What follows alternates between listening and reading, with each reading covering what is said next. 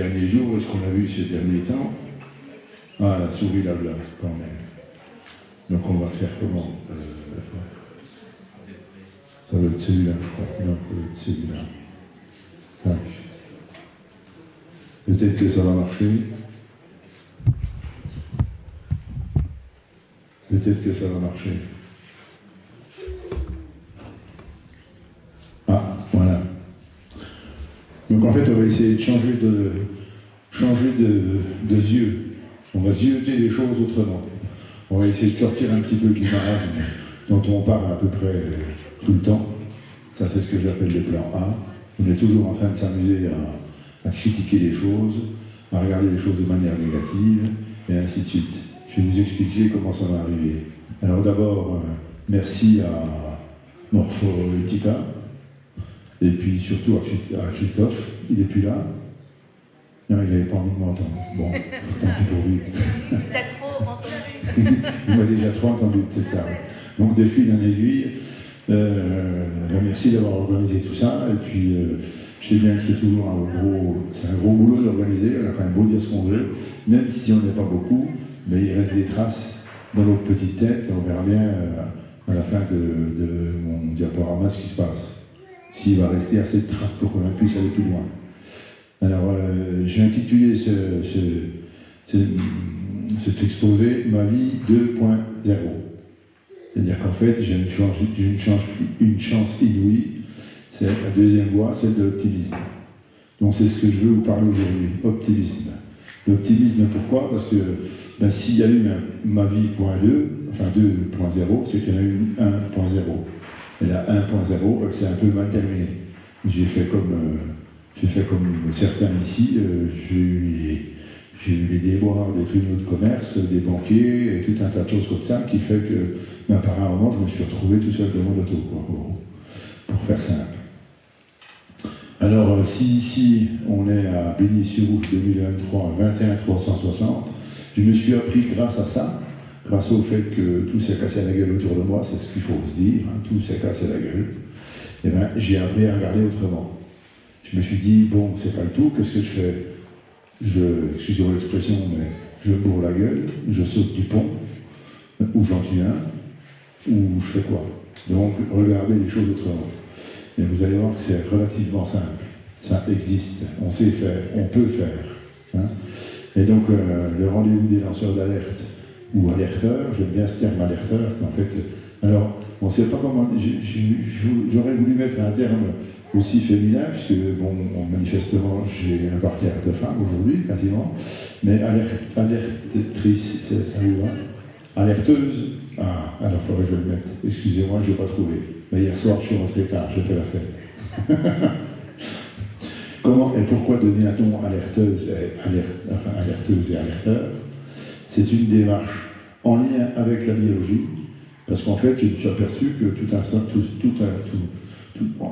est lié, en fait. On ne peut pas faire autrement que de vivre la vie de manière complète et entière. On ne vit pas à titre professionnel, on ne vit pas sa vie à titre personnel, on ne vit pas sa vie à titre familial, ni quoi ni autre. On est systématiquement dans tous les systèmes, à la fois.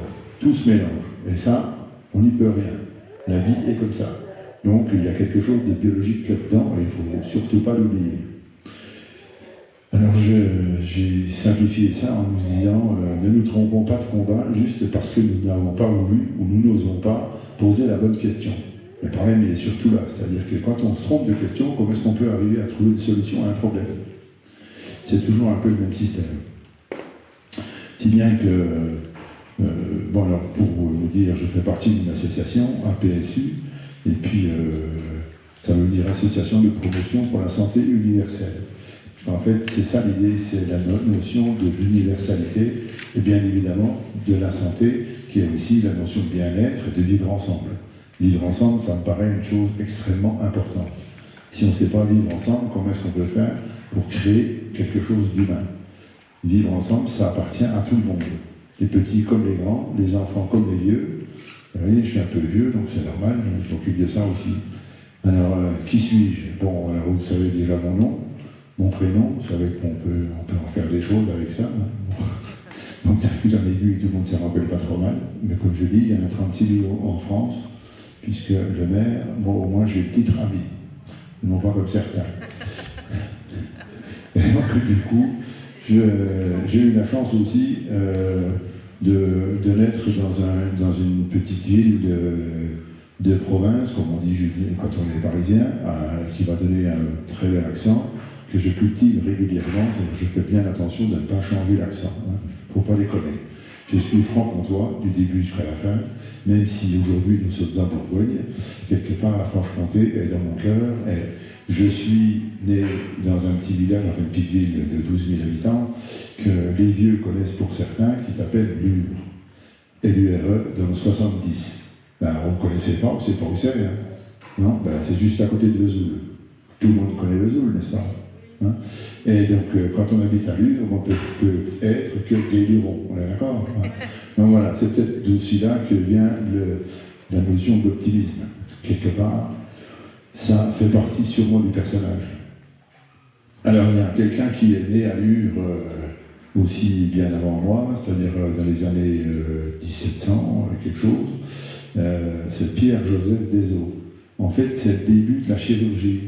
C'est lui qui a pensé la chirurgie moderne comme on la compte aujourd'hui. Et de fil en aiguille, je me suis aperçu, comme par hasard, que c'était un de mes aïeux. Donc, comment ça se fait que je suis revenu à la naturopathie? Il y a des fois, il y a des liens qui se passent comme ça, on ne sait pas trop comment, ni pourquoi. Mais on pourra sûrement y revenir plus tard. Donc, mais encore, donc, je vous ai affiché ma tronche, parce qu'on ne sait jamais. Là, c'était pendant le voyage que j'ai fait sur Paris. Et donc, voilà, je suis évidemment divorcé. Quand on passe sous les caudales, les fourches caudales du tribunal de commerce et ainsi de suite, évidemment, il faut bien trouver un fautif. Le fautif, c'est qui? C'est forcément le père. Il y a des standards comme ça dans la société. Il faut faire attention aux standards. Apprenons à lire ce qui se passe autour de nous. C'est un peu notre souci. Mon père de 3 enfants, qui m'ont fait 4 petits-enfants, spoliés par la justice commerciale, comme je l'ai dit, je suis devenu alerteur par conviction à travers le domaine de la santé. En fait, en ayant des soucis de justice commerciale, je me suis, comme tout le monde, intéressé à ce qui se passe dans ce domaine. Mais avant, je n'étais pas au courant, comme tout le monde.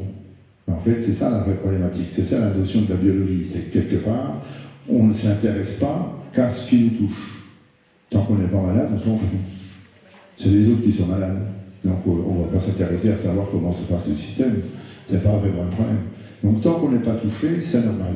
Donc on a déjà un des fondements premiers de ce qui est la PNEI, la psychoneuro-endocrino-immunologie, dont vous avez déjà quelques écrits là-dessus. Et puis c'est aussi le petit livre que j'ai écrit là-dessus. Et cette PNEI, en fait, c'est ce qui va concrétiser tout ce que nous vivons tous les jours. Tous les jours, nous sommes, et nous baignons, et nous travaillons, et nous pensons à travers la PNEI, la psychoneuro-endocrino-immunologie, que je vais vous détailler un peu plus tard. Donc, dites-leur que l'on s'aime, c'est pour moi la phrase la plus importante. Parce qu'en fait, ça veut dire quoi? C'est dans un sens et dans un autre. Hein, on s'aime, donc c'est tous dans tous les sens, et ça veut dire qu'il n'y a pas de ségrégation, il n'y a pas de comment dire, distorsion entre l'un et l'autre, juste on s'aime, mais il faut le dire, et c'est pas si simple. Et puis surtout, c'est difficilement compréhensible, comment le dire pour tous dans tous les domaines. Donc on vient de vivre une petite histoire là, avec à propos de ce pauvre bonhomme qui ne vit pas comme tout le monde, qui ne pense pas comme tout le monde à l'extérieur de cette salle. Ok, mais on l'aime quand même. C'est ça la problématique, c'est qu'on l'aime quand même. Et c'est pas si simple de le vivre tous les jours, on vient de le voir. Donc voilà, alors pour faire connaître ce qu'est la PNEI, j'ai fait plusieurs actions. Donc j'ai déjà commencé par une marche sur Paris, au mois de juin. J'ai fait Dijon-Paris en 11 jours, pour rencontrer un petit peu les gens, pour voir un petit peu comment ça se passe. On était une petite bande, hein, on n'est pas parti beaucoup, on est arrivé encore moins, puisqu'en fait je suis arrivé tout seul à Dijon. Bon, je n'ai pas eu trop de chance. Les gens qui devaient m'accueillir, la dame qui devait m'organiser un truc là-bas, à sa maman était morte cette semaine-là. Enfin bon, là, il y a eu des circonstances, mais n'empêche. Je suis installé sous la statue que certains connaissent peut-être. Ça vous parle? Non, vous ne le connaissez pas? C'est Lamarck. Lamarck, c'est le pendant de Darwin, français, qui nous a parlé de l'évolution, mais de manière plus complète. Donc c'était pour ça que je me suis arrêté là-bas. Donc j'ai fait aussi le forum, enfin un forum sur la... Bon, elle ne s'est pas arrêtée, elle n'a pas voulu, bon ben tant pis. Donc j'ai fait un forum sur la PLI à Dijon l'année dernière, au mois de septembre, où j'ai reçu des gens... stop, ah, je ne veux pas. Bon, pas comme ça, tant pis. Donc j'ai organisé ça avec, comment dire, à la force du poignet, comme on dit, puis avec mes petits deniers sonnants et trébuchants, pour essayer de faire comprendre un petit peu les tenants et les aboutissants de cette fameuse PLI, avec des gens, on va dire, quelque part, pas comme moi, c'est-à-dire, au début, je ne vous ai pas dit, je suis docteur, je suis chirurgien, je suis ceci, je suis cela, complètement, je ne suis rien. J'ai la chance et l'honneur de dire je ne suis rien. Ça veut tout dire, rien dire. Quelque part, ça nous laisse complètement libres. C'est-à-dire, en fait, on est dans un carcan dès l'instant qu'on va un petit peu trop longtemps à l'école. On a quelque chose à défendre. Vous allez voir, on va comprendre plus tard. Donc, c'est ce qui nous donne un petit peu la liberté de poser. Et de penser autrement. Parce qu'en fait, l'idée, c'est de penser autrement, de voir les choses autrement. L'optimisme, c'est quelque chose qu'on n'a pas forcément de manière constante dans son raisonnement. Mais c'est simplement parce qu'on a la liberté de l'être optimiste. Et quand on y regarde bien, qu'est-ce qui nous rend pessimiste? Sinon, la société. C'est la société qui nous détruit notre optimisme. N'oublions pas que nous sommes aujourd'hui, la 80 millième à peu près, hein. Je n'ai pas été compté, je ne vraiment jusqu'à la dernière, mais on peut dire la 80 millième génération d'Homo sapiens sur Terre, capitule d'homoïdés. Donc pour en arriver aujourd'hui à ce que nous sommes ici, en train de discuter avec nos outils technologiques, la lumière, les phares, le phare de la caméra, nos outils informatiques et autres, c'est juste parce qu'on a été très optimistes. Nos ancêtres ont été très optimistes. Ils ont toujours cherché l'optimisme à travers la misère qu'ils ont vécue. N'oubliez pas que des misérables, il y en a eu.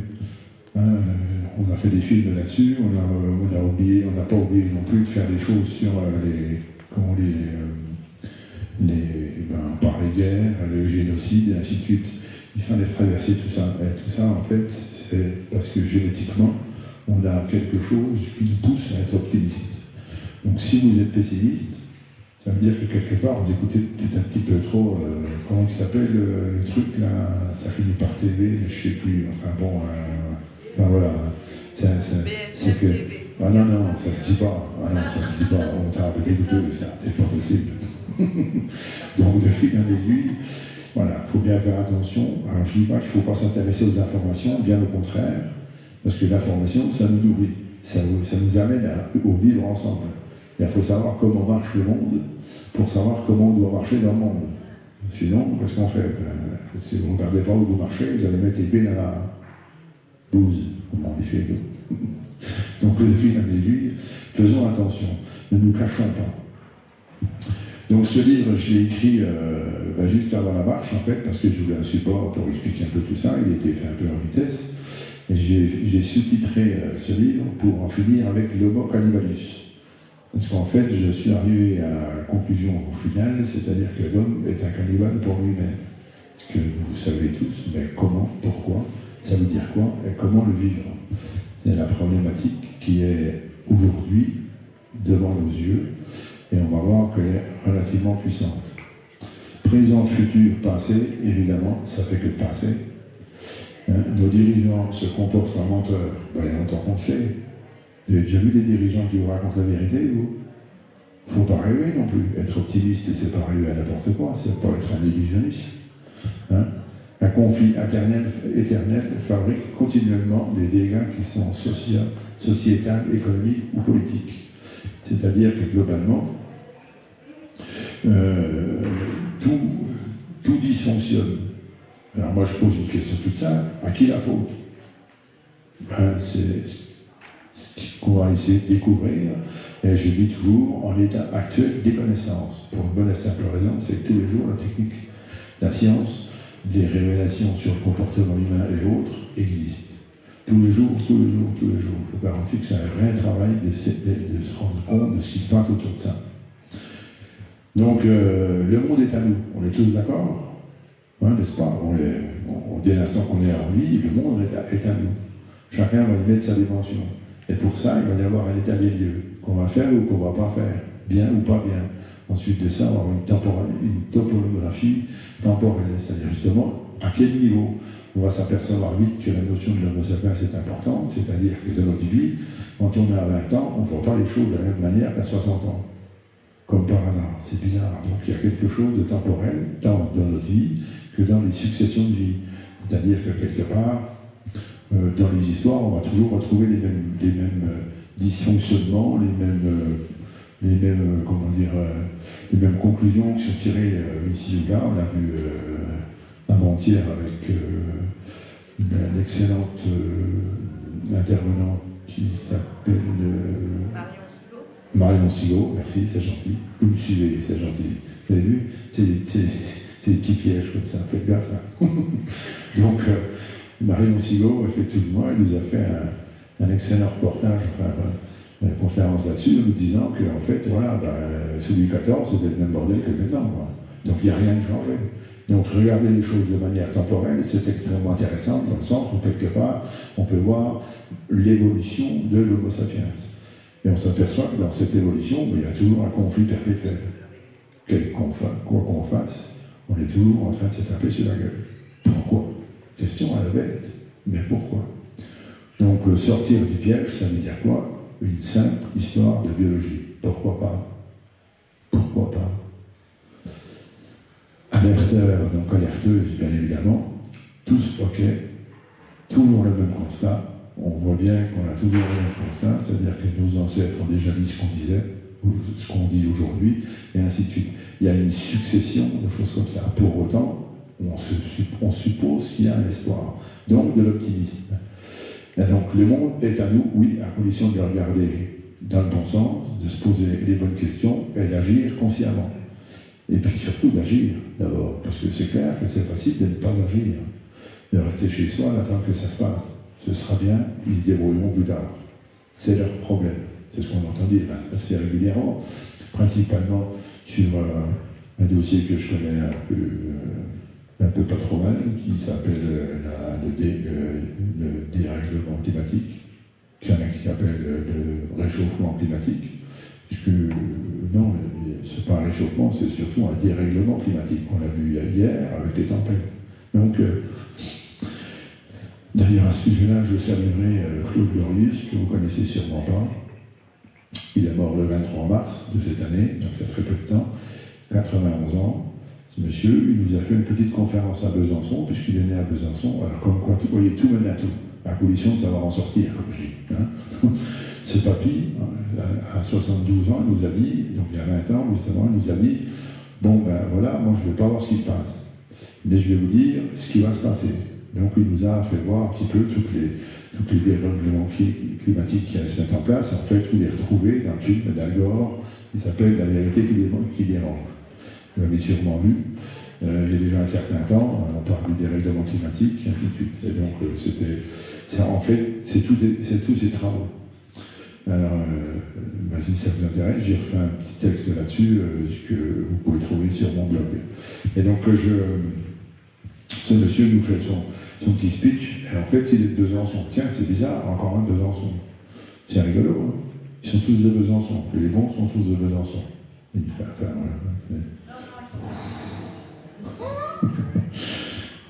Non, Victor Hugo, il est de où?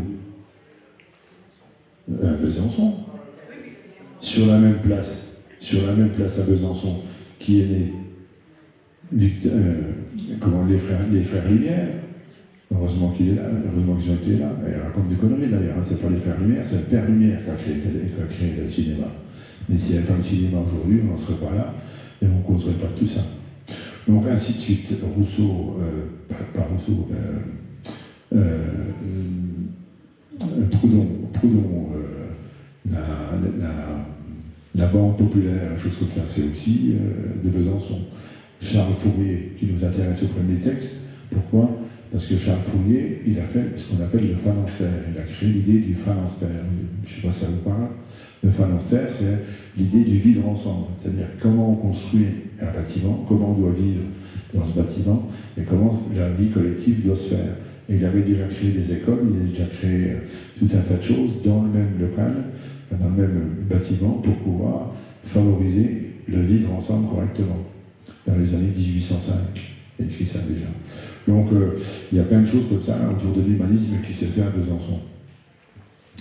Donc voilà, ça c'est la base. On va voir si le problème est mal posé, comment trouver la bonne réponse. Hein? C'est toujours pareil, c'est une histoire d'équilibre. C'est-à-dire que si vous voyez que le mal, ben, évidemment vous avez le négatif, si vous voyez que le positif, ben, évidemment vous êtes dans l'utopie. Et il faut faire un petit peu un voyage entre l'un et l'autre pour arriver à comprendre le problème et pour pouvoir poser une réponse de ce problème. C'est ce qu'a fait mon ami Régis ici, qui est un ami de manifestation, comme on dit. Hein, voilà, on s'est connus pendant les manifs, vous savez, tous ces, comment on les appelle déjà, les cons, comment déjà les cons, enfin je vois, artistes, les conquistadors. Alors on est là. Donc on est autour des conquistadors, on est d'accord. On voit bien qu'au début, on était les comploteurs, les complotistes, et puis maintenant on est quasiment les conquistadors, puisqu'en fait, plus ça va, plus on nous dit qu'on a raison. On avait à peu près tout vu, tout compris. Mais bon, pourquoi? Parce qu'on avait posé la question autrement. N'est-ce pas, Régis? Alors voilà, changer de lunettes. Hein, dans l'évolution, comprendre l'histoire, ça veut dire quoi? Changer de lunettes. Qu'est-ce qui se passe dans notre tête? Comment ça se passe? Et comment on a évolué? L'idée, elle est là. Métissage des espèces et autres partages. C'est ce qu'on nous dit à l'école. On nous dit que les situations, enfin les homoïdés se sont succédés. On donne des dates, et ainsi de suite, tout va bien. Il y a eu le mot érectus avant nous, il y a eu le mot temps, l'alice, et ainsi de suite, diabysos, enfin tout ça, toutes ces successions d'homoïdés. Et en fait, c'est pas vrai. En fait, on s'aperçoit que toutes ces idées, tous ces hommes ont vécu ensemble. Toutes ces formes d'hommes ont vécu ensemble. Il y a eu du partage à ce moment-là. Alors la question que je me suis posée, question à la con, vous avez remarqué, je suis toujours en train de me poser des questions un peu bêtes. Je me dis, tiens, comment ça se fait qu'il n'y a plus que l'homo sapiens à la tête? Qu'est-ce que c'est que cette histoire-là? Alors quand on commence à discuter de ça, on fait un peu un tour chez Darwin, puis on regarde chez Lamarck, puis on se dit, bon, qu'est-ce qui se passe? Alors, en fait, il s'est monté un peuple, tout simplement. Un peuple constitué tout le monde du vivant, qui constitue tout le monde du vivant, avec nos cellules, nos gènes, notre ADN, et ainsi de suite. Donc tout ça, toutes nos capacités physiques, psychiques, émotionnelles et autres sont passées sous ces fourches caudales de cette évolution. Donc tout le monde est construit pareil, on n'a pas trop le choix. On s'aperçoit qu'un homme est un homme, qu'il soit d'un bout de la Terre ou de l'autre bout de la Terre, c'est le même. Quand même, il y a quelque chose d'assez extraordinaire dans ce domaine. Alors il y a des croisements qui ont eu lieu entre les différentes populations d'homoïdés. Il y a environ 150 000 ans par là autour, parce que ça évolue toujours un peu en ce moment. Il y a beaucoup de recherches dans ce domaine, et on est en train de s'apercevoir d'abord qu'il y a eu beaucoup plus d'homoïdés qu'on croit, et les homoïdés, en fait, on est entre 40 et 60. Il y a des homoïdés où on n'avait aucune trace, sinon dans le domaine de l'ADN, dans les recherches de l'ADN. Par exemple, par contre, physiquement, sur le terrain, les archéologues n'ont jamais trouvé la trace de ces hommes. Donc il y a bien un ensemble de constructions qui s'est fait sur un nombre d'années relativement long. Et nos gènes s'en souviennent, puisqu'en fait on retrouve tout ça dans notre ADN. Donc la science est très importante dans ce domaine et nous amène des choses qui nous amènent à penser notre histoire différemment. Et c'est ce qu'on appelle la psychologie évolutive, est largement responsable de nos actions. C'est ça en fait l'idée de la PNEI, c'est-à-dire le P, c'est ça, c'est la psychologie évolutive. Donc pour moi, notre génétique, c'est du lamarckisme, c'est du darwinisme, mais c'est aussi du métissage. C'est-à-dire qu'on s'est amélioré physiquement par, comme nous l'a dit Darwin, c'est-à-dire par la fonction. On s'est aussi amélioré par ce ce que nous a appris Lamarck, c'est l'évolution génétique par l'action. Et puis, on sait aussi évoluer, on a aussi évolué par le métissage, c'est-à-dire le croisement qu'il y a eu entre nos ancêtres, d'un côté comme de l'autre. Donc, on est le résultat de tout ça. Et nos gènes, nous tous, toute notre histoire est basée là-dessus. Donc, quand on commence à penser, eh ben, il faut d'abord s'intéresser à ça. Avec quoi pense-t-on? Qu'est-ce qui fait qu'on va penser comme ça? Donc, il y a une histoire d'ADN, c'est-à-dire l'Homo sapiens, il est constitué de, par exemple, j'ai cité un exemple ici, mais ça aurait pu être un autre, hein, un Néandertal, Lusonésien, Flores, Erectus, Habilis, Australopithèque, plus on ne sait pas trop, et puis le résultat de l'opération, à quel pourcentage. Donc tout ça fait qu'on peut avoir des comportements assez différents l'un de l'autre, et nous ne sommes pas tous égaux. Et ce qui peut faire que, globalement, notre civilisation, elle va évoluer par rapport à ça. La construction des premières civilisations, elle date, d'après ce qu'on a vu, ce que nous racontent nos archéologues, c'est Sumer, avec une région située entre Tigre et l'Euphrate. Donc, il y a à peu près 6 000 ans, 6 millions d'années avant nous. 6 millénaires plutôt, avant Jésus-Christ, et durant 3 millénaires.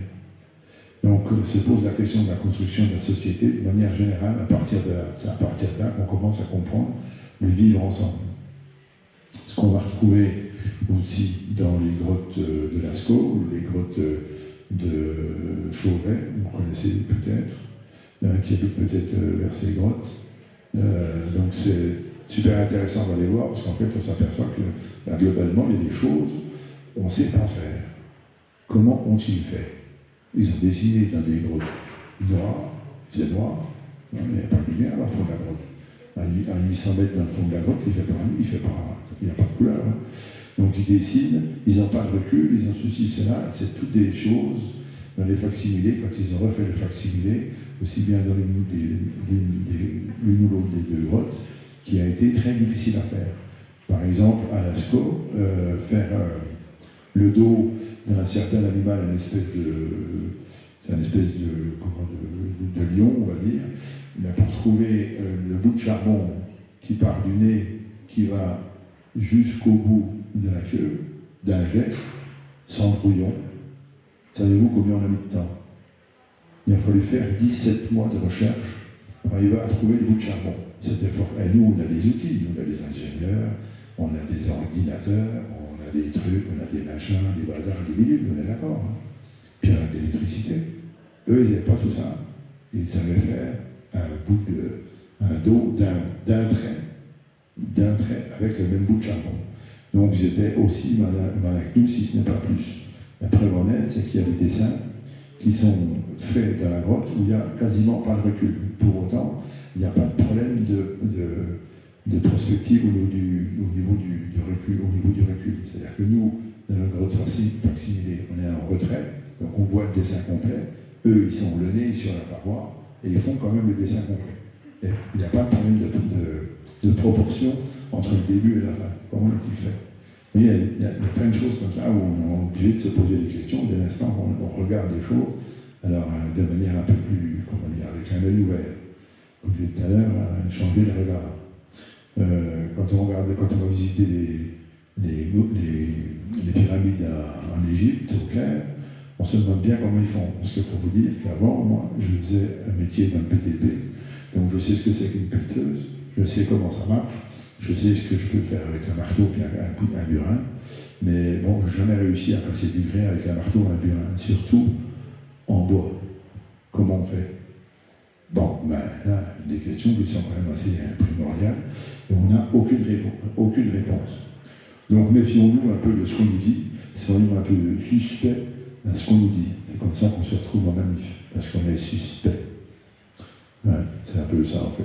On fait gaffe à ce qu'on nous dit, qu'est-ce qu'on nous raconte. Ils ont trouvé ça où? Ça vient de où? Et ainsi de suite. Et quand tu commences à regarder les choses un peu comme ça, tiens, comme par hasard, il y a une question fondamentale qui commence à se poser. Donc, alors il y a cette dame que Margaret Mead qui est anthropologue, elle dit que l'humanité, donc ce que l'on vit aujourd'hui, elle a commencé dès l'instant qu'on a réussi à soigner quelqu'un. En fait, soigner quelqu'un, c'est cette fémur qu'on a retrouvé dans les années 70,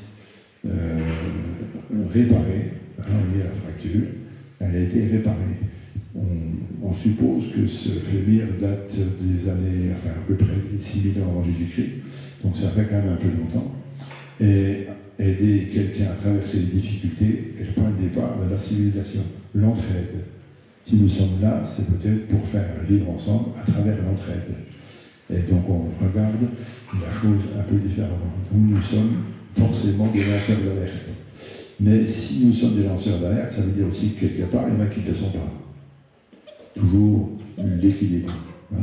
Qui fait quoi, comme on pense. Et pourquoi le sont-ils, si ce n'est peut-être pour une question génétique. En tout état de cause, c'est comme ça que je vois les choses. Alors il y a un excellent bouquin qui a été écrit par un Dijonais, Patrick Bonin, qui s'appelle donc Tous descendants de chasseurs-cueilleurs, nos cerveaux le savent, études expérimentales de psychologie évolutive. En fait, c'est quoi? C'est toutes ces statistiques qu'on sort sur, on fait des essais sur pourquoi on va s'asseoir par exemple plus facilement sur un siège rouge, comme ici, ou pourquoi on va s'asseoir à côté de telle personne, ou plutôt sur un autre aussi. Il y a plein d'études comportementales qui sont faites comme ça, et d'où ça vient. Et en fait, c'est le résultat de notre psychologie évolutive. Donc il n'a rien à voir avec la psychologie freudienne ou lacanienne ou ainsi de suite, qui est complètement, excusez-moi le terme, à peu près foireux. C'est juste c'est pour ça que j'ai une casquette, parce qu'il ne faut pas que le cerveau sorte trop haut, parce qu'après ça gonfle trop facilement. Donc il faut faire attention. Réfléchir c'est bien, mais il ne faut pas trop en faire. Donc la psychologie évolutive, plus la neurobiologie et l'hormonobiologie, on voit bien que c'est le départ de la construction de l'Homo sapiens. On ne peut pas se déroger de ce qu'on est au niveau matière, et on ne peut pas non plus se déroger de ce qu'on est aussi au niveau de nos habitudes évolutives. Donc l'ensemble crée un système qu'on appelle, à travers la PLI, l'immunologie adaptative. En fait, c'est comme ça qu'on va pouvoir s'adapter, continuer à vivre, et bien sûr, continuer à vivre ensemble. Parce que l'idée, c'est ça. Nous ne sommes pas individuels, nous ne sommes que les outils collectifs. À partir de là, nous sommes tous des héritiers d'une extraordinaire histoire collective. C'est ça l'important. 7 millions d'années pour conquérir la planète. Combien on va en mettre pour la détruire si on ne joue pas, si on ne continue pas dans le bon sens. Les gènes, c'est une fascinante machine à remonter le temps grâce à l'étude de l'ADN de nos ancêtres aussi loin qu'ils soient. Donc, comme vous l'avez sûrement compris, je suis un lecteur un petit peu en retrait par rapport au système d'aujourd'hui, c'est-à-dire qu'on donne une puissance phénoménale à l'Homo sapiens du moment, temporel, c'est-à-dire on se pense au-dessus du monde, on se pense au-dessus du monde animal, évidemment au niveau du monde végétal, et on domine la matière à tel point qu'on fait des machines un petit peu dans tous les sens. Donc c'est dans ce sens qu'on voit les choses aujourd'hui. Mais c'est une vision. Il ne faut pas oublier qu'on peut changer le regard. Donc qu'est-ce qu'on doit à notre histoire personnelle et notre histoire collective. C'est du moins ce qui m'intéresse. C'est comme ça que je vois les choses. Ceci étant, il y a une réelle distorsion génétique, comportementale, valeur, puissance, besoin, ainsi de suite, de l'un à l'autre. Et donc on s'aperçoit que les populations modernes d'origine européenne et asiatique partagent en moyenne de 1 à 4% de leur génome avec celui des néandertaliens. Donc tout ça fait que de fil en aiguille, on ne peut pas être égaux. Donc s'il y a des lanceurs d'alerte, c'est normal. Si nous sommes des alerteurs, des alerteuses, eh ben, il n'y a rien d'anormal. Tout ça, c'est tout à fait normal. L'Homo sapiens doit se domestiquer, c'est-à-dire comprendre son évolution, domination collective, domestication collective, approche biologique, support de la domestication sociale et sanitaire. C'est-à-dire que quelque part, dès l'instant qu'on oublie ces paramètres, évidemment, il va y avoir distorsion, une création de réalité qui n'est pas cohérente. Et on doit revenir sur des notions assez cohérentes par rapport à ce qu'on vit et ce qu'on voit. Donc tout ça, ça nous amène aux fondamentaux du comportement de l'Homo sapiens sous l'œil de la PNLI. En résumé, sens du monde qui l'entoure, comment fonctionne le monde, le cosmos, les croyances, les fantasmes. Vous êtes tous posé cette question à un moment ou à l'autre de votre vie. À 20 ans, vous avez telle réponse, à 40, vous en avez d'autres, à 60 encore, et puis je n'ai pas expérimenté ça à 80, mais je pense que ça ne va pas être les mêmes non plus. Donc on va toujours avoir une vision temporalisée de notre position dans le monde total. Donc ça, après, on a un sens du contrôle, c'est-à-dire qu'on cherche toujours inlassablement à dominer, mais toujours avoir plus. L'Homo sapiens cherche toujours à avoir plus, il veut du plus beau, il veut du plus cher, il veut du plus ceci, plus cela, machin, et ainsi de suite. Et les mécanismes de perversion en sont issus. Puisqu'en fait, quelque part, il y a toujours un moment où on va être plus fort que l'autre. Donc on va rentrer forcément en conflit avec le plus faible. Donc le plus faible a besoin du plus fort, et le plus fort a besoin du plus faible. Il y a une continuité entre les deux, c'est pour ça que quelque part, on doit tous être amoureux l'un de l'autre, on n'a pas le choix. Et ce sont les valeurs de la vie commune, puisqu'en fait, quelque part, comme je vous l'ai dit tout à l'heure, on ne peut pas faire autrement, on ne sait pas vivre autrement qu'en groupe. Nous sommes des gens sociaux. L'Homo sapiens est social. Dans le sens du contrôle, on a encore le sens individuel, bien évidemment, puisqu'en fait, quelque part, c'est moi, je, vous avez tous fait ça, on a tous fait. Nos enfants commencent par ça, moi, je. À quoi sert ce que je fais? C'est des questions fondamentales. Il y a un moment, on est toujours en train de se poser des questions.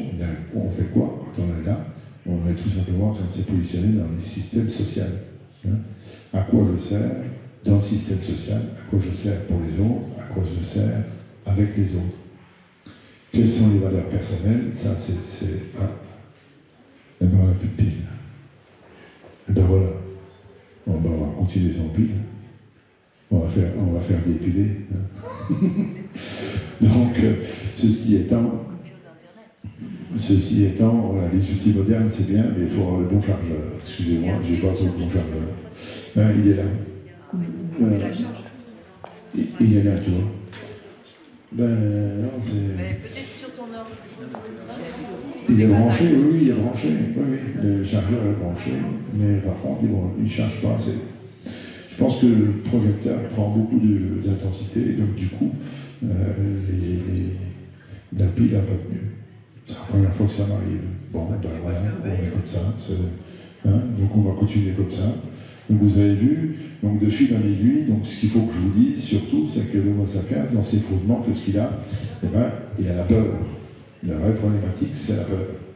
Dans ces fondements principaux, on a toujours, quelque part, un moment, la peur de la survie, bien évidemment, la peur de ne pas être connu dans la société de manière générale, la peur de ne pas avoir, de ne pas posséder, et puis la peur de ne pas pouvoir procréer.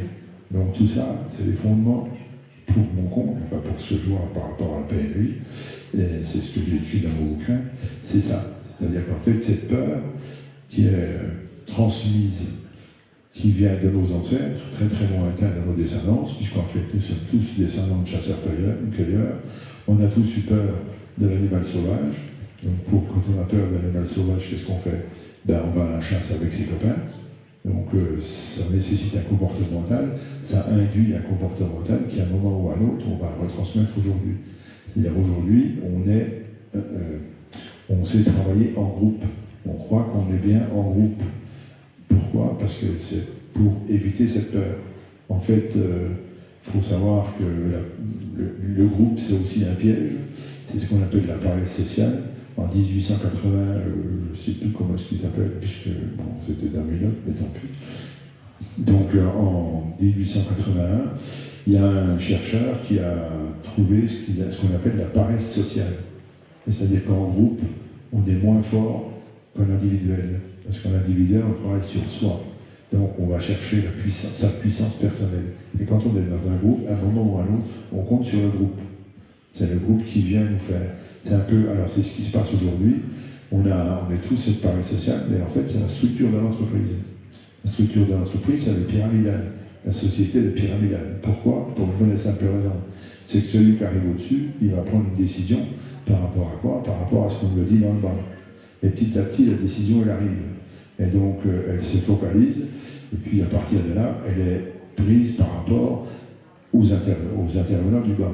Donc, on ne prend pas de risque quelque part. On est dans l'appareil social, c'est-à-dire qu'on utilise les différentes strates de la hiérarchie pour prendre une décision. Est-ce que je fais ceci, ou est-ce que je fais ça? Est-ce que je tourne à droite, est-ce que je tourne à gauche? Et ainsi de suite. Et regardez nos fonctions. Au niveau institution, elles sont toutes basées comme ça. C'est-à-dire que quelque part, il n'y a jamais une fonction, enfin quelqu'un qui arrive avec une idée. Ça ne marche pas. C'est toujours un système qui fait que l'idée arrive au-dessus. Hein, c'est pour ça que la société est montée avec l'Assemblée nationale, des choses comme ça.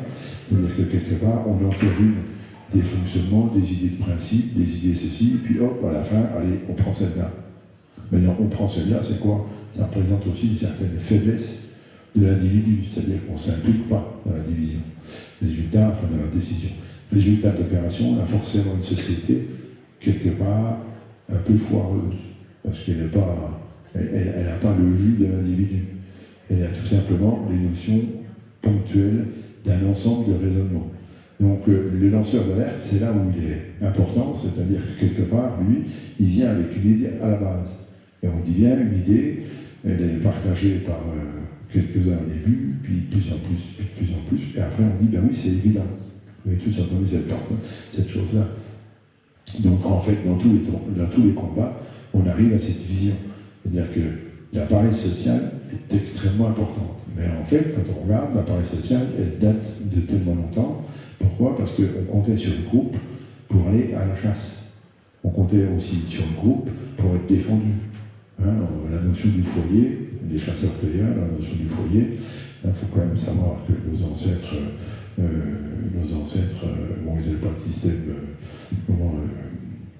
de la pilule, ils n'avaient pas la pilule, des choses comme ça, donc on ne sait pas trop bien comment ça se passait, tout ça. Donc de fil en aiguille, il y avait des protections à mettre en place, et courir quand on est enceinte, c'est pas forcément simple. Donc forcément, c'était dans un système protégé. Donc il y avait 2 zones, déjà d'office. Il y avait la zone, enfin 3, mais il y avait la zone commune, où on vivait ensemble, la zone du cueillage, où c'était une zone protégée, et puis ensuite il y avait la zone complètement libre, où là on allait chasser. Mais pour chasser, il fallait aller en groupe. Et on voit bien qu'on est construit dans cette notion de groupe aujourd'hui, c'est-à-dire qu'on ne sait pas vivre tout seul. Et on a peur de vivre tout seul. Le problème, c'est qu'en fait, on a peur de vivre tout seul. Donc, avoir des idées, ça dérange. C'est clair qu'aujourd'hui, arriver avec une idée neuve et dire on va manifester, ben, c'est pas si simple.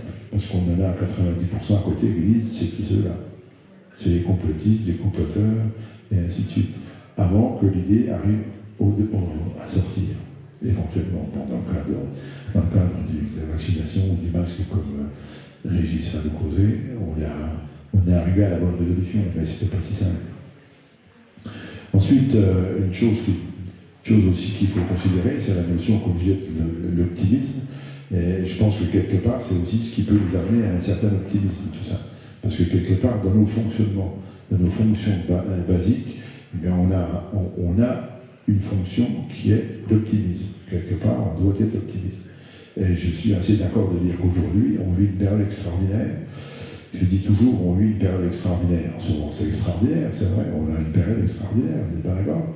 Il y a le réchauffement climatique, il y a les désaccords, on va dire les désaccords politiques, économiques au niveau et social, bien évidemment.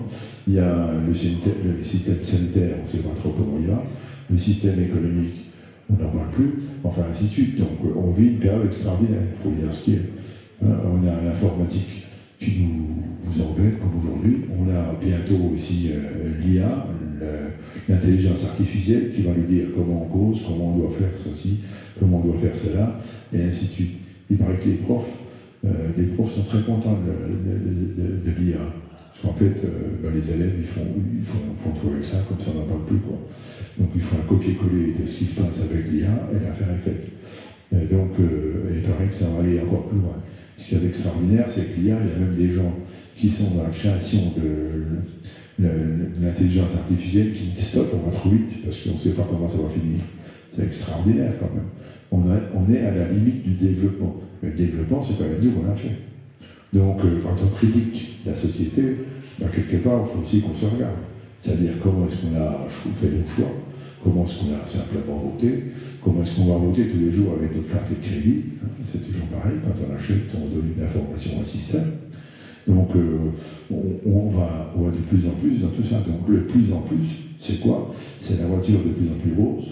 Hein, c'est la consommation dans tous les sens de plus en plus gros, l'écran de télévision de plus en plus gros, et ainsi de suite. Ça, c'est des fonctions, impératives de l'homo sapiens. Je dis impératives parce qu'en fait, c'est très très difficile de s'en sortir. Même pour ceux qui se disent en décroissance, c'est aussi difficile. C'est même quelque part assez pernicieux, même dans un sens. Donc, revoir les choses dans ce sens-là, c'est assez difficile parce que revoir les choses, la vie, comme on l'a dit par l'intermédiaire de ces fondamentaux de la PNEI, et bien, résultat de l'opération, on est embêté dans tous les sens. C'est-à-dire qu'il faut qu'on perde une part de personnalité. Alors la PNEI, revenons-y, la psychoneuroendocrinologie, ça vient de quoi? Ça vient tout simplement de recherche scientifique. Ça ne tombe pas du... Je ne sais pas inventer. C'est pas moi je n'invente jamais rien. Je ne sais pas faire, c'est pas mon boulot. Moi j'y regarde, je bouquine, je cherche, puis je fais des croisements. C'est tout ce que je fais.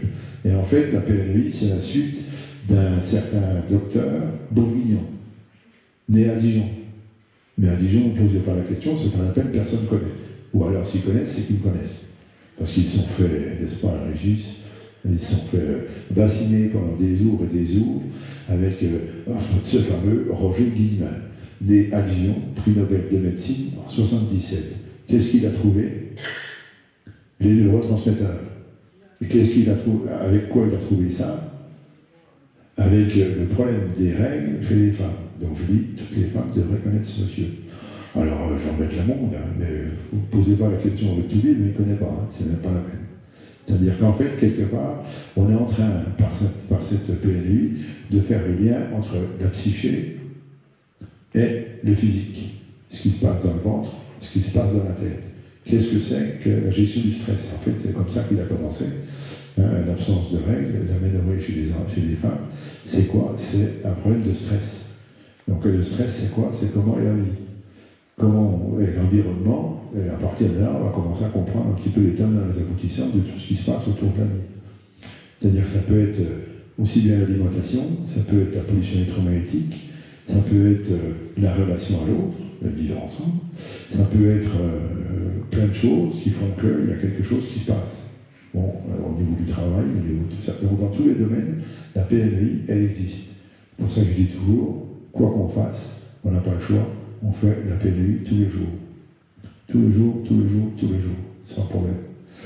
Alors par exemple, dans le cadre de... On va prendre un cadre, comment dire, qui vous tient à cœur, dans le cadre du lanceur d'alerte, bon, le lanceur d'alerte, il a toujours contribué tout le monde. Hein, il a un ou deux copains, les 90 autres sont foutus de camp, mon téléphone il ne sonne plus, c'est pas la peine. Avant j'avais plein de copains. Alors, non, je n'ai pas changé de téléphone, j'ai pas besoin de changer de téléphone. Mais vous voyez, on ne m'appelle plus, c'est pas la peine. Parce qu'il nous basine avec ses conneries, là, le grand, là, pas. Mais il va changer le monde, et comment il voit les choses et compagnie. Oui, petit à petit, ça vient.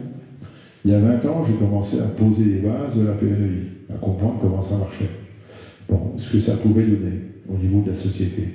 Il y a 20 ans, il a fallu que j'attende le Covid pour qu'enfin on commence à se poser la question. Vous voyez, comme quoi il y a toujours un bon dans quelque chose de mal. Et dans le bon dans quelque chose de mal, il y a une chose qui est intéressante, c'est que c'est à nous de faire l'effort. C'est pas les autres, c'est nous. Et c'est nous, lanceurs d'alerte, parce qu'en fait je me considère comme lanceur d'alerte, pour une bonne et simple raison, c'est comme ça que j'ai connu Christophe. C'est avec la fameuse mafia des tribunaux de commerce. Vous connaissez tous, hein, la mafia des tribunaux de commerce. les mandataires liquidateurs, ils sont 450 en France, machin, tatati, tatata. Donc j'ai fait des conférences là-dessus avec des gens comme Montebourg, avec une association d'Angoulême. Il y avait quelqu'un qui était d'Angoulême tout à l'heure, on discutait de ça. Donc du coup, voilà, tout ça fait que quelque part, quand on devient un lanceur d'alerte pour une raison ou pour une autre, ça veut dire quoi? Ça veut dire que d'abord on a mis en branle un autre schéma, quelque part, on a utilisé comme ressource une autre construction de notre ADN qui fait qu'on va pouvoir avoir le courage de le faire. Et c'est ça la problématique, le courage de le faire. C'est-à-dire qu'on devrait être reconnu en tant que tel. On va beaucoup plus loin, mais ok, d'accord, on a un combat, mais on a tous chacun son combat, mais il y a un moment, il faut se dire, ok, le combat, il est comment? Il est dans quelle structure? Il va fonctionner comment? On voit tout de suite les dysfonctionnements entre les services sociaux et la justice. Quand on regarde les tribunaux de commerce, c'est exactement la même chose. On a la chambre de commerce, pourtant, qui sait faire, la chambre artisanale, les résultats de l'opération, c'est eux qui devraient tout gérer. On a le tribunal de commerce, et puis à partir de là, on s'aperçoit qu'il y a un dysfonctionnement. Et comme par hasard, en France, quand vous portez plainte, puis vous avez un jugement au tribunal de commerce, vous voulez faire appel, à partir du moment où vous faites appel, c'est encore pire, c'est-à-dire que vous êtes 90% balayé. Donc résultat, alors que quand vous allez faire un tour au Canada, c'est 50. Tiens non, chez nous, ils ne se gourrent jamais. Ils sont bien, nos juges sont extrêmement bien, ils ne se gourrent jamais. Donc de tout ça, de fil en aiguille, on voit bien qu'on a les dysfonctionnements dans tous les domaines. Tous les systèmes institutionnels sont dysfonctionnants. N'essayez pas de comprendre les choses autrement, tout est dysfonctionnant. La notion de la santé publique, j'ai écrit un premier bouquin qui s'appelle La sclérose en plaques, maladie sentinelle. C'est quoi? C'est exactement ça. Hier, il y avait une dame qui posait la question sur un enfant qui tombe malade depuis qu'il est en placement. Oui, évidemment. Qu'est-ce qu'il fait? On le stresse, déjà pour commencer. Qu'est-ce qui se passe quand on le stresse? Le cortisol monte. Résultat, une fois que le cortisol a monté, ça va dérégler la dopamine, et ainsi de suite. Donc il va commencer à mal dormir, il va commencer à mal manger, il va commencer à mal digérer. J'ai envie de dire que s'il n'est pas malade, c'est pas normal. Vous voyez, c'est dans ce sens-là qu'il faut voir les choses. Mais le système hormonal est beaucoup plus puissant qu'on le croit. Et alors, évidemment, il marche aussi dans l'autre sens.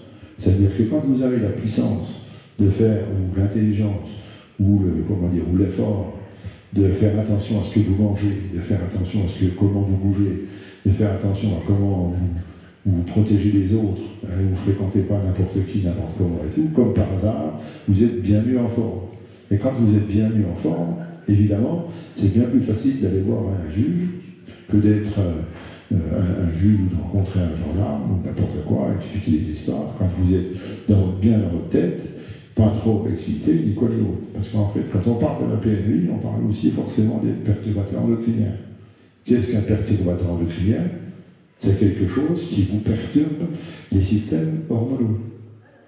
Un résultat de l'opération, si vous êtes excité parce que ceci ou parce que cela, si vous êtes par exemple, vous avez bu un peu trop d'alcool, on est d'accord de dire que ça excite. Et que vous allez délirer, vous allez raconter des conneries. Par contre, si vous prenez de l'aspartame, ça, non, on n'en parle pas. Mais pour autant, c'est un excitant, au même point qu'un alcool. Donc il y a des tas de choses comme ça qu'il faut voir. Donc l'histoire de la PNUI, c'est aussi des histoires d'alimentation, et c'est aussi des histoires, au fond, du comportement et comment on va agir dans la société. Donc je reviens avec ma carte de crédit, vous achetez comment? Où? Non, moi j'achète un liquide, c'est mieux. Voilà, on va voir les choses comme ça.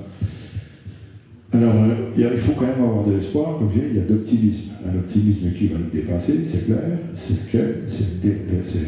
l'Internet. Tout le monde est parti sur l'Internet, il y a ainsi de suite, enfin tout va bien. Sauf que tout ça, ça tient à 8 minutes. S'il y a un orage solaire sur le soleil, justement, on appelle ça les aurores boréales, c'est beau, c'est super beau, mais c'est comme tout, il y a un équilibre à avoir. Et l'équilibre, c'est quoi? C'est que s'il est un peu trop fort, cet orage solaire, il dérègle toutes nos machines électromagnétiques. C'est-à-dire qu'en fait, tout ce qui se passe au niveau des ondes s'écroule.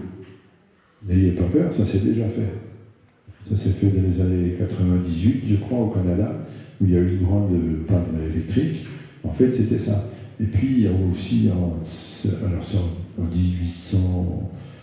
les années 1870, il y a eu un orage solaire tellement fort qu'on pouvait lire le journal à l'équateur en pleine nuit.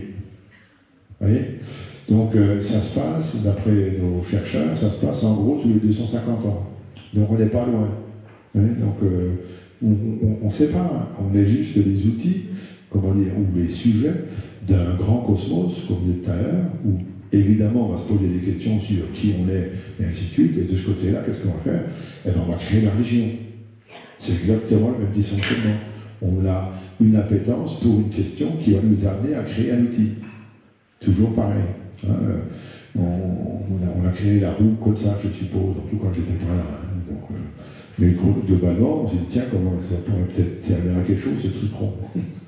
Donc, de fil en aiguille, on va toujours créer par rapport à ce qu'on a besoin.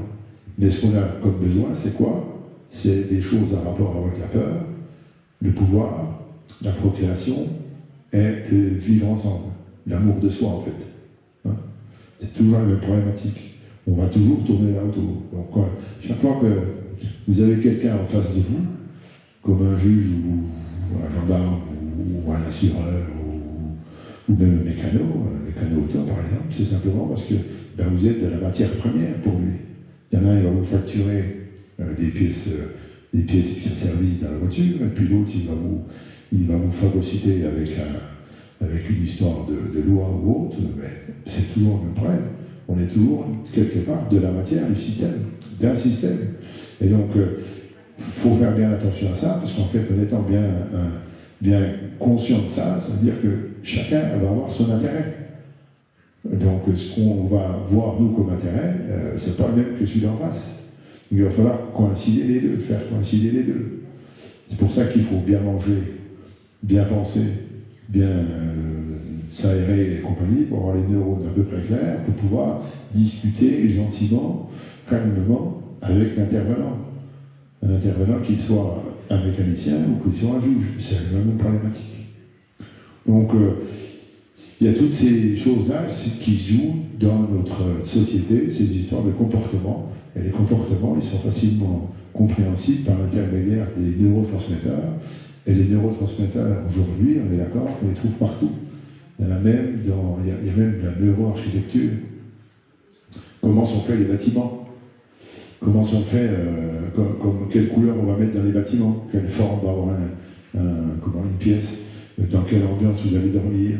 Et ainsi de suite. Et tout ça vont faire que quelque part, à un moment ou à l'autre, il peut y avoir une incidence sur votre comportement. Si vous dormez mal, si vous dormez, je sais pas, c'est un exemple personnel, pourquoi pas. J'ai un fils qui a voulu faire Besançon, Berlin en vélo. Bon, ben pourquoi pas, c'est pas mal. Sauf qu'il s'est arrêté à Prague, et il a voulu trouver un petit boulot, il a trouvé un petit boulot de veilleur de nuit. Et puis il a trouvé une chambre en colocation, parce qu'il n'avait pas trop d'argent, machin, enfin bon. Les résultats, cette chambre en question, elle était sur les travaux du métro du coin. Donc, puis à Prague, là-bas, ça travaille samedi, dimanche, jour de fête et compagnie, on s'en fout. Hein. Donc, mon fils en question, donc, il travaillait pas, il travaillait la nuit, il essayait de dormir le soir, enfin la journée, au pied du chantier. Résultat de l'opération, 3 semaines après, c'était fini. Alors, on va pas dire me chercher. Voilà. Mais bon, quand j'ai vu la situation, j'ai dit oui, c'est normal. C'est normal, c'est-à-dire qu'il a tapé dans la butte, comme on dit vulgairement, et quand on tape dans la butte, ben, il y a un moment, ça lâche. On va faire une connerie. Ouais, mais c'est pas pour autant qu'il faut critiquer le personnage en question, c'est juste regarder ce qui se passe autour de lui. On a l'exemple ici d'un personnage un peu particulier qui se promène devant le bâtiment. Ben, il est allergique à quoi? On peut se poser cette question-là. Alors, est-ce que c'est au gluten, du pain blanc? Vous savez combien d'additifs dans le pain blanc? La baguette française, il y a combien d'additifs dedans? Ça a l'air de rien, mais il y a 27 additifs, dont du gluten chimique. Pourquoi? Parce qu'il faut planifier plus facilement.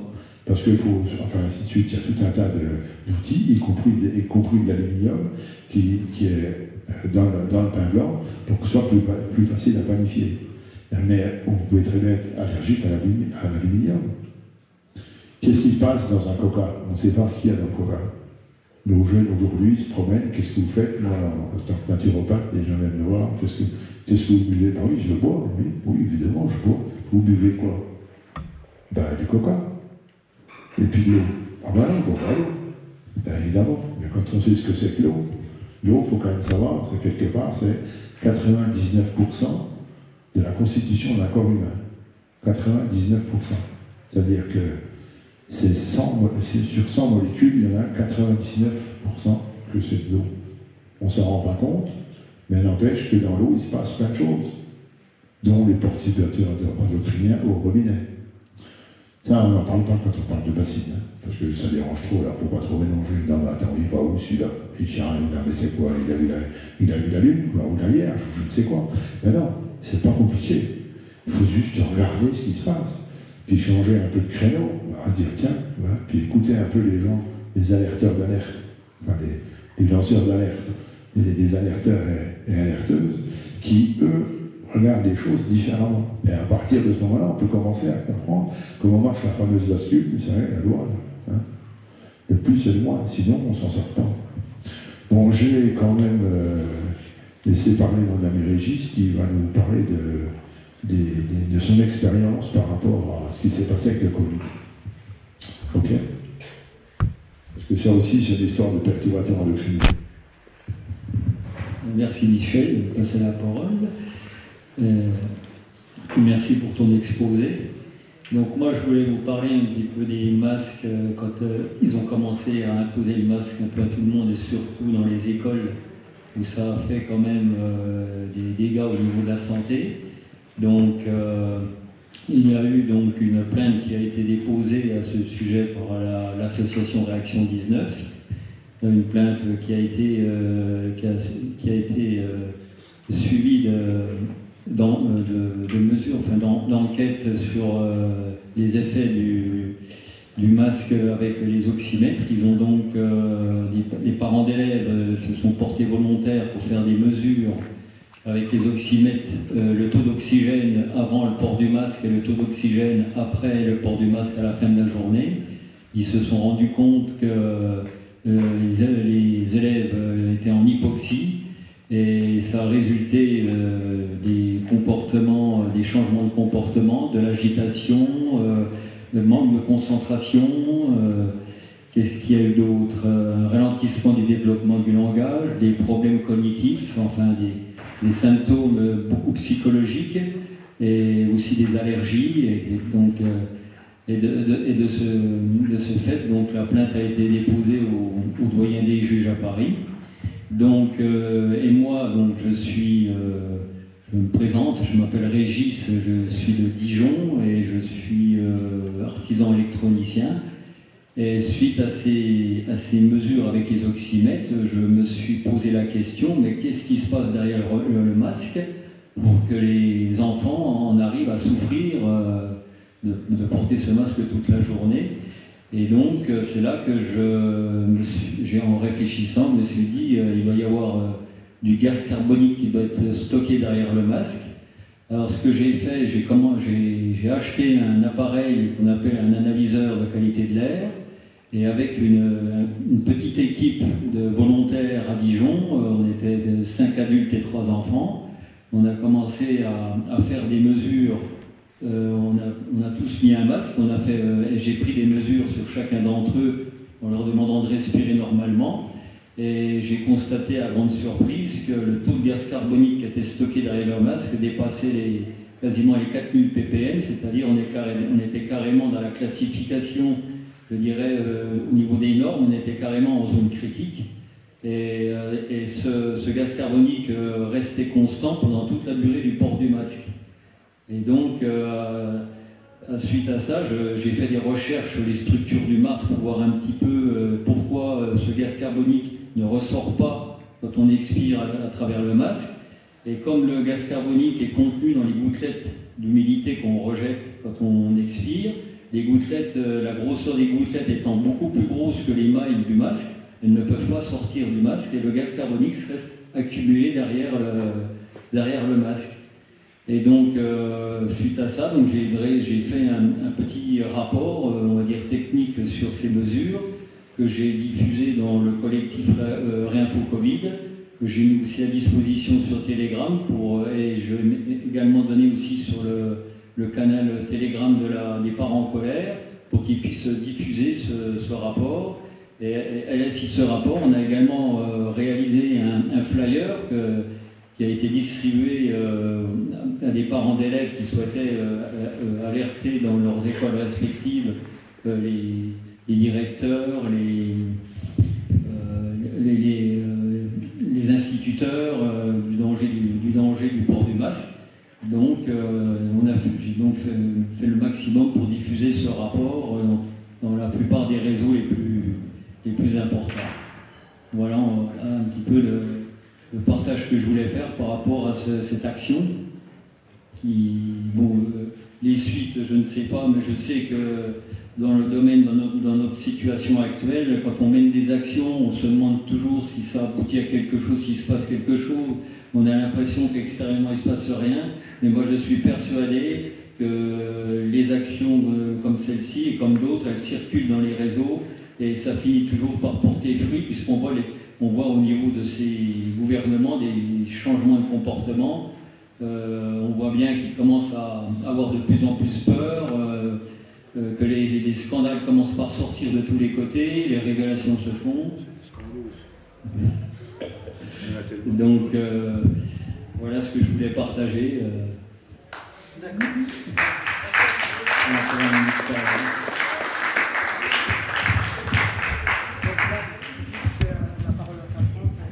Je voulais juste finir sur une observation, ce que j'appelle le syndrome de tromperie sociale. Ouais, c'est un truc un peu bizarre, ça. Mais ça correspond à tous. Et on est tous aussi fautifs les uns que les autres là-dedans. Moi le premier. La société nous promet un résultat sur un investissement. C'est aussi le problème de la peur. C'est-à-dire que quelque part, vous allez à l'école longtemps, parce que comme ça, au moins, vous êtes protégé.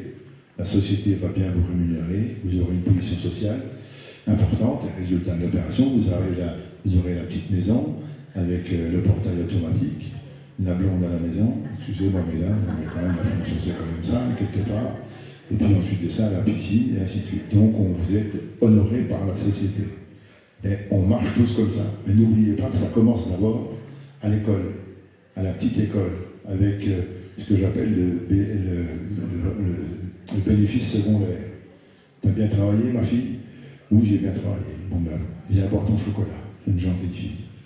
C'est comme ça que ça commence. On est tous aussi fautifs. Et qu'est-ce qu'on fait? On est tout content quand nos enfants passent l'école et ont un bac avec évidemment mention bien, voire très bien. Alors là, c'est faramineux. On fait la fête à la maison. Mais qu'est-ce que ça veut dire, ça? Ça veut dire que justement, on travaille sur cette récompense, sur ce besoin de récompense du système, et de fil en aiguille, on a inculqué à nos enfants un mode de fonctionnement qui est complètement pervers. Il faut savoir que quand vous arrivez à être médecin, j'en fréquente régulièrement, vous avez fait 10 ans d'études, mais vous avez fait aussi vos 2 premières années à ne pas faire de sport, à ne pas aller faire la vague avec vos copains, à pas ceci, à pas ceci. Pourquoi? Parce qu'il faut bûcher. Il faut bûcher, il faut bûcher, il faut bûcher. Résultat d'opération, vous avez fait un investissement. Et qu'est-ce que c'est qu'un investissement? C'est quelque chose qui a besoin d'un retour, d'un retour sur investissement. Et donc, évidemment, nos chefs tout bibent. Quand ils ont vu l'histoire de la picouse, on va pas non plus les connaître, quoi. Et c'est le système qui me dit, c'est la société qui me dit, c'est comme ça que ça va marcher, je ne veux pas quitter mon investissement. Mon retour sur investissement, je ne veux pas le quitter. Vous voyez, on fonctionne tous comme ça. Tous, regardez bien comment on fonctionne. On est tous rentrés dans le piège sans faire exprès. Et on construit notre société comme ça. Donc, on a aussi là besoin de l'autre, on est toujours en amour avec l'autre, dès l'instant qu'on commence à comprendre ce que c'est que la PNUI. Parce qu'on sait pourquoi il dysfonctionne. Le problème, c'est de se dire comment il dysfonctionne, pourquoi il dysfonctionne. Donc tant que les gens ne sont pas ouverts à ça, évidemment, on marche à côté de la plaque, quoi. Quelque part, on se pose la mauvaise question au départ. Et si on pose la mauvaise question, évidemment, on n'aura jamais la bonne solution. Donc voilà, c'est un peu le message que je voulais faire passer aujourd'hui, parce que ça me paraît tellement important de considérer un petit peu les choses de manière cohérente dans notre fonctionnement. N'oublions pas que, ok, nous sommes lanceurs d'alerte, c'est très bien, c'est parfait, mais nous avons aussi quelque part un besoin et le pouvoir de faire autre chose, d'aller encore plus loin. Donc maintenant, on va passer la parole à Franck Blanchard qui va nous parler de choses assez diverses aussi. Bon.